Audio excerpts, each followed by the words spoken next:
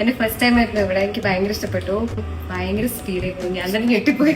എല്ലാം കഴിഞ്ഞിട്ട് കഴിഞ്ഞു.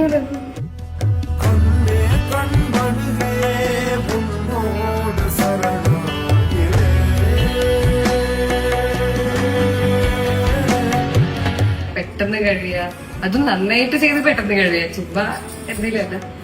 So I am really happy. And for sure I will come back again. Thank you.